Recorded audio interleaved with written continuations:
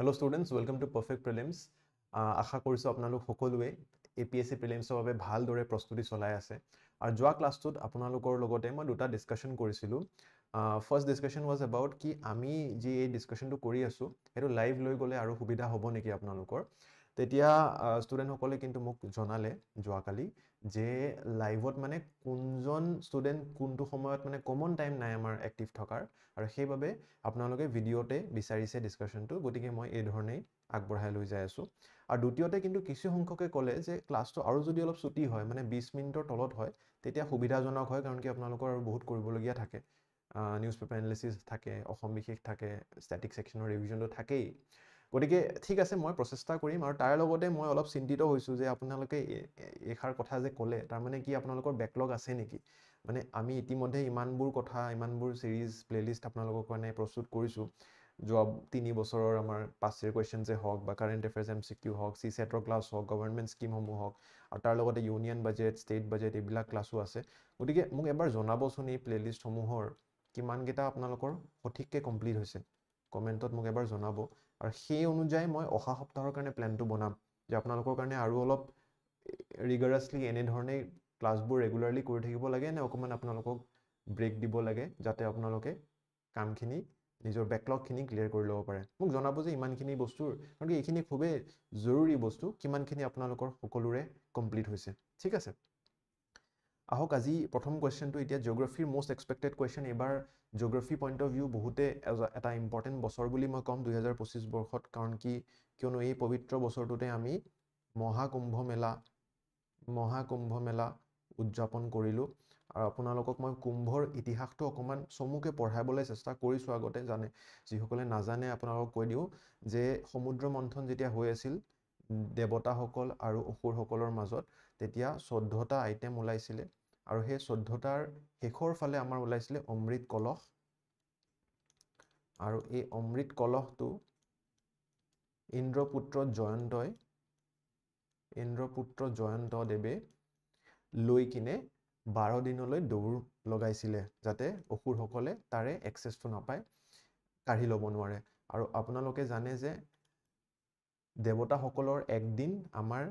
মনুষ্যৰ এক বছৰৰ সমান গতিকে 12 দিন যেহেতু দৌৰিছিলে গতিকে হেয়া হৈছে 12 বছৰৰ সমান আৰু সেইভাবে প্ৰত্যেক 12 বছৰে আমি এটা পূৰ্ণ কুম্ভ মেলা আয়োজন কৰো পূৰ্ণ কুম্ভ মেলা আৰু 12টা পূৰ্ণ কুম্ভ মানে 12 বছৰৰ মুৰে মুৰে পূৰ্ণ কুম্ভ হয় আৰু 12টা পূৰ্ণ কুম্ভৰ পিছত এটা মহাকুম্ভ মেলা হয় মানে 12 * 12 144 ইয়াৰ্ছৰ পিছত এই মহাকুম্ভটো হৈছে আৰু সেই বছৰটোৱে হৈছে 2025 গতিকে আমি আৰু নিজৰ জীৱন কালত কি জানি আৰু মহাকুম্ভ মেলা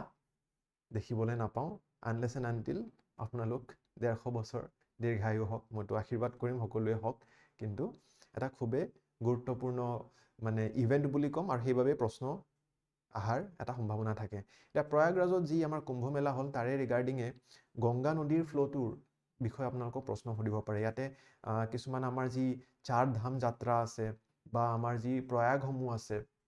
ঠিক আছে দেৱপ্ৰয়াগৰ কনফ্লুয়েন্সৰ কথা ৰুদ্ৰপ্ৰয়াগ অলকনন্দা বদ্ৰীনাথ কেদাৰনাথ গতিকে এইখিনি বস্তু আপোনালোকে জানি থোৱাটো উচিত ঠিক আছে সো এবাৰ চেষ্টা কৰো গোটেই এই বস্তুখিনি জানিবলৈ ঠিক আছে আমাৰ যি চাৰধাম যাত্ৰা বুলি কয়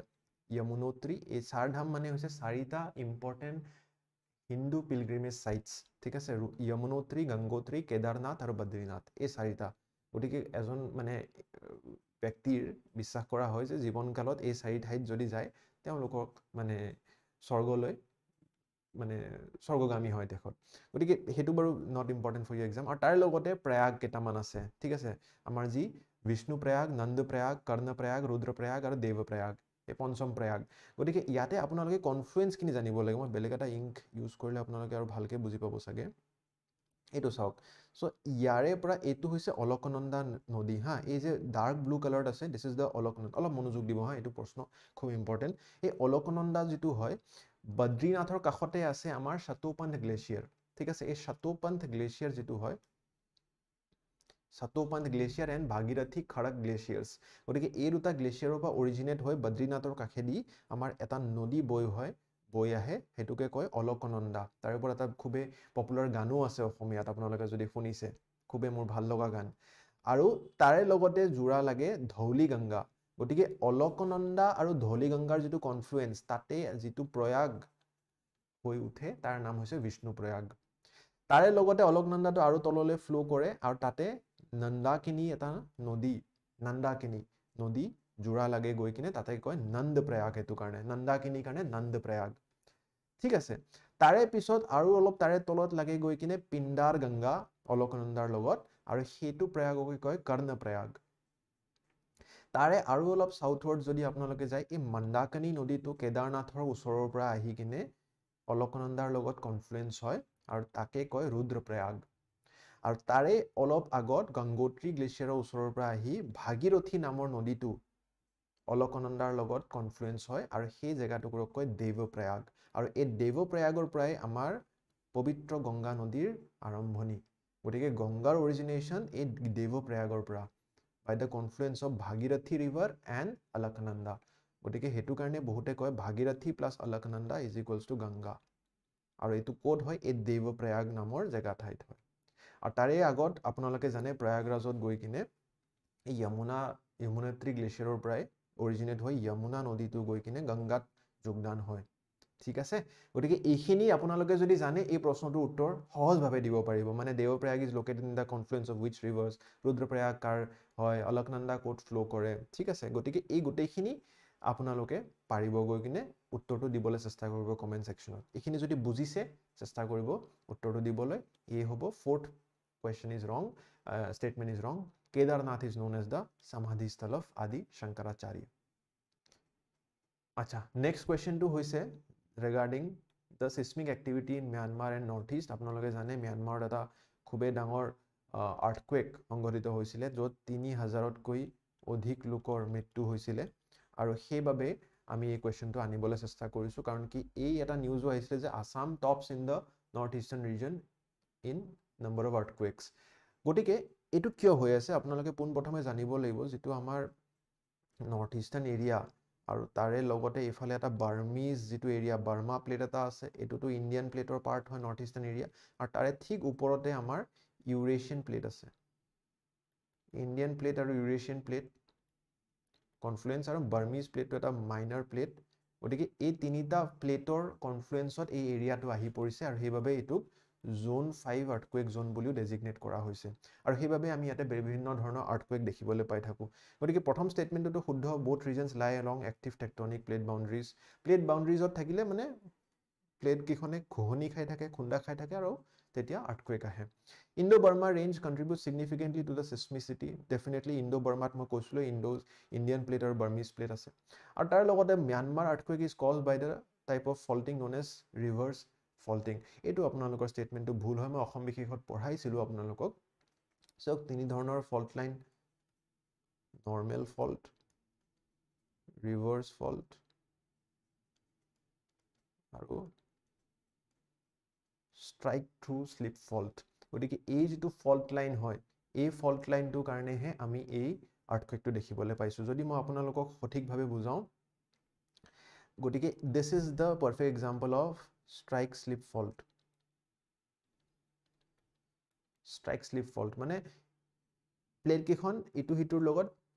প্যাৰেলেলি খুন্দা খাইছে যদি আমি নৰ্মেল ফল্ট লাইন বা ৰিভাৰ্স ফল্ট লাইনৰ কথা কওঁ এখন প্লেট আনখনৰ লগত আপ ডাউন মুভমেন্ট কৰিছে যদি ডাউনৱাৰ্ড মুভমেন্ট নৰ্মেল হয় যদি আপৱাৰ্ড হয় তেনেহলে আপোনাৰ ৰিভাৰ্স ফল্ট লাইন হয় so third statement is wrong বাকি দুটা ষ্টেটমেন্ট সঠিক হয় গতিকে a will be the correct answer ঠিক আছে নেক্সট পাৰ্টিকুলাৰ কোৱেশ্চন লক্ষদ্বীপৰ ৰিগাৰ্ডিং আপোনালোকে যোৱা বছৰ শুনিছিলে যে আমাৰ প্ৰধানমন্ত্ৰীও কৈছিলে যে আমি নিজৰ ভেকেশনস নিজৰ হানিমুনস মনাবলে মলদ্বীপস নজয় কিনে লক্ষদ্বীপ যাব লাগে গতিকে Lakshadweep island because of the stress relationship between India Maldives relations আমি দেখা পাইছিলো নৰেন্দ্ৰ মোদীও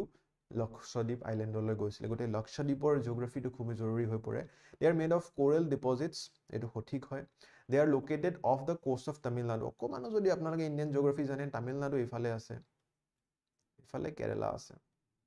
আৰু লক্ষদ্বীপ ইফালে আছে ইফালে আন্দামান নিকোবাৰ হে আছে গতিকে তামিলনাডুৰ ফালে আন্দামান নিকোবাৰ কেৰালাৰ ফালে লক্ষদ্বীপ ঠিক আছে so this is wrong statement these islands are divided by a 10-degree channel again etu bostu bhul hoi jay karon ki it's the 9-degree channel but ei channel khini bujibole ei map khon ma anisu apnaloke side hoto usit Lakshadweepor por jodi question ahe apnaloke jane Lakshadweep is divided into two major islands Coral Islands Lakshadweep and Minicoy aru ei Lakshadweep Minicoy divide hoise 9-degree channel or dwara ঠিক আছে Minicoy আৰু Maldives যদি divide হৈছে 8-degree channel যদি আপোনালোকক খুদে যে which channel divides Lakshadweep and Maldives তেতিয়া কিন্তু 8-degree হ'ব কাৰণ কি Lakshadweep Minicoy এটা ইউনিট এটা সিঙ্গল এন্টিটি হয় তাৰে ভিতৰৰ বিভাজনটো খুদিছে এইটো প্ৰশ্নত গতিকে 9-degree গতিকে Maldives আৰু Lakshadweep কিন্তু 8-degree channel ঠিক আছে তাৰে লগতে আপোনালোকে আন্দামান নিকোবাৰৰো গুটে যদি ফল্ট লাইন খিনি বা আপোনালোকে ডিগ্ৰী চ্যানেলছ খিনি চাই north Andaman middle Andaman south Andaman little Andaman আৰু সাউথ আন্দামানৰ মাজত এটা প্যাসেজ আহে এটো কয় ডাংকন প্যাসেজ আৰু little Andaman and Nicobar is divided by 10-degree channel আৰু তাৰে সাউথত আমি lowest point of India that is Indira point দেখিবলৈ পাওঁ এইখিনি বস্তু আপোনালোকে জানি থোৱাটো উচিত ঠিক আছে গতিকে এনসাৰটো এ হ'বলৈ গৈ আছে মই বেছি টাইম লৈ বুজোৱা নাই কাৰণ কি আপোনালোকে কৈছিলে যে অলপ শৰ্ট কৰিলে ভাল হয় বুলি next particular question is regarding pollutants আমি এনেকুৱা ধৰণৰ এনভাইৰনমেন্টাল জিওগ্ৰাফি বেসড কোৱেশ্চনজো বহুত দেখিবলৈ পাই থাকো গতিকে consider the following statements regarding harmful effects এনেকুৱা এটা আৰ্টিকেল আমি মাৰ্চতে দেখিবলৈ পাইছিলো ইণ্ডিয়ান এক্সপ্ৰেছত পঢ়াইছিলো আপোনালোকক fluoride causes erosion of bones and teeth lead is associated with liver and kidney damage more or less these two are correct but blue baby syndrome is associated with potassium contamination this is wrong etu ei karone hoise mane apuni article tu pohile gom pale hoy blue baby syndrome jitu hoy it is with nitrate contamination mane nitrate jodi apnalogor body matra to badhi jay nitrate or tetia apnalogor bluish eta syndrome bluish baby syndrome jitu hoy আমি দেখিবলৈ পাওঁ বাকি drinking water gets contaminated with lead আমাৰ in fact lead testing হয়ও পানীত বেছি lead থাকিব না লাগে harmful effects of water pollution ঠিক আছে তো এনেকুৱা ধৰণৰ বস্তুখিনি আমি ডিসকাস কৰিছো next particular question which of the following popular tourist spots in Meghalaya is named after an ex chief commissioner of Assam Umiam Lake Dauki Wards Lake none of the above মই হিন্টৰ স্বৰূপে আপোনালোকক এই chief commissioner জনৰ photo লৈ আনিছো কিন্তু নামটো মই ক'ব নোৱাৰিম নামটো ক'লে আপোনালোকে উত্তৰটো গেছ কৰি ল'ব পাৰে কাৰণ কি তেওঁৰ নামৰ লগতে নামাকৰণ কৰা হৈছে এই জায়গাটোক চেষ্টা কৰকচোন মেঘালয় শিলং আপোনালোকে সেকে যাই থাকে নহয় জানো 2025 ত কোনে কোনে শিলং ভ্ৰমণ কৰিছে মোক জনাব যেতিয়া যিকোনো জায়গা ভ্ৰমণ কৰে ন মই অনুৰোধ কৰিম আপোনালোকে সেই জায়গাটোৰ অলপমান ভূগোলটো ইতিহাসটো জানিবলৈ চেষ্টা কৰিব দ্যাটস হোৱাট সেপাৰেটস আ নৰ্মেল টুৰিষ্ট ফ্ৰম আ সিভিল সাৰ্ভিস এস্পিৰেন্ট টুৰিষ্ট গতিকে মই সদায় চেষ্টা কৰো যে সেই জায়গাটোৰ কি ইতিহাস আছে অকমান পঢ়ি যাওঁ ৰাস্তাতে বা গৈ কিনে তাতে কিছুমান জায়গাত বোৰ্ডছ কিছুমান থাকে সাইন বোৰ্ডছ থাকে সেইবোৰ অকমান পঢ়ো that's what is different about you and someone else no normal এজনৰ টুৰিষ্টৰ লগত গতিকে that is something that rises the level of knowledge also while you are traveling গতিকে ইয়াতে যদি চাই Wards Lake in Meghalaya is named after the chief commissioner of Assam তেখেতৰ নাম আছিল উইলিয়াম ৱাৰ্ড ঠিক আছে আৰু undivided Assam tetia Shillong was part of Assam apnaloke jane and that was basically brought to hands by the skilled hands of Colonel Hopkins in 1894 gotike this is a brief history to William Wards or logote namakaron kora hoise ei Wards Lake to amar goise sage Wards Lake jonabo muk thik ase okay next particular question is a homework question chesta koribo yare uttor tu diboloi apnaloke it's about the salinity of various water bodies ঠিক আছে so with this we come to the end of today's class বেছি দিঘলীয়া নকৰো আশা কৰিছো ভালকে পঢ়ি আছে আৰম্ভণিত যিখিনি মই প্ৰশ্ন সুধিছিলো জনাবলৈ চেষ্টা কৰিব আৰু যদি উপকৃত হৈছে ক্লাছবোৰৰ পৰা ভিডিঅ লাইক কৰিব পাৰে চেনেলটো সাবস্ক্ৰাইব কৰিব পঢ়ি থাকক ভালকৈ